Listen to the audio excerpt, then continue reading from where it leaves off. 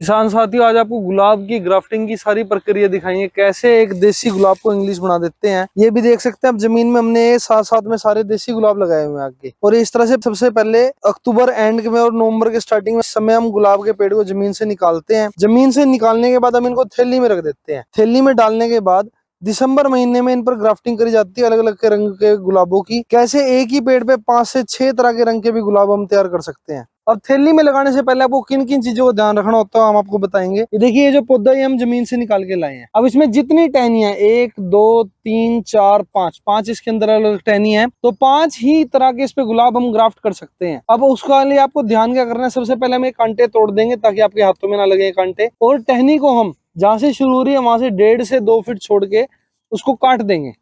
काटने के बाद हम इसको थैली में लगा देंगे इसी तरह से, और 1 महीने के लिए, नवंबर से दिसंबर महीने के लिए उसको ऐसे ही थैली में छोड़ देंगे। अब ध्यान इस चीज का रखना है, ये जो हरी टहनियां हैं 1 महीने बाद ये हमारी पक करके ऐसी ब्राउन हो जाती है और फिर ये तैयार हो जाती है ग्राफ्टिंग करने के लिए।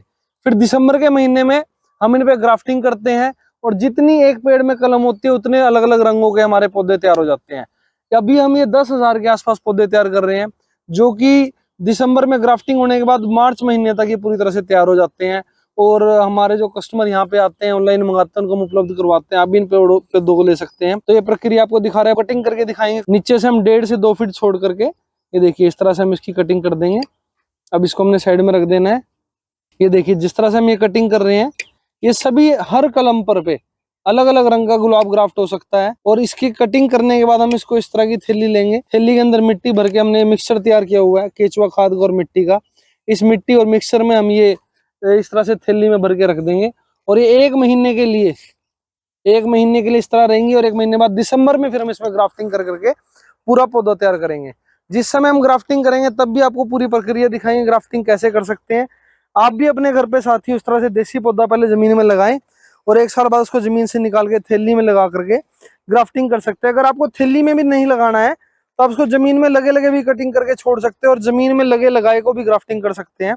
हमने थैली में इसलिए लगाया है क्योंकि हमारे यहाँ से कस्टमर लेकर के जाते हैं और उनको आसान रहता है थैली में पौधा देना। पौधे के सक्सेस रेट ज्यादा बढ़ जाते हैं दूसरी जगह पे लगने के बाद। ये फालतू जड़ें निकल रही थी, हमने काट दी हैं। ये देखिए मिट्टी पहले से थैली में ले ली थी, मिक्सर जो हमने बनाया हुआ था, तो ऊपर से पेड़ डाल लेंगे, उसको ठोक के आराम से डाल के इसमें पानी दे करके हम इसको छोड़ देंगे। अगली वीडियो आपको दिखाएंगे दिसंबर महीने में, ये जो हमने कटिंग करी है इन पे ग्राफ्टिंग कैसे करी जाए। अगर गुलाब के बारे में दी गई ये जानकारी आपको अच्छी लगे, इस वीडियो को शेयर करें, पेज को फॉलो करें। धन्यवाद, जय हिंद।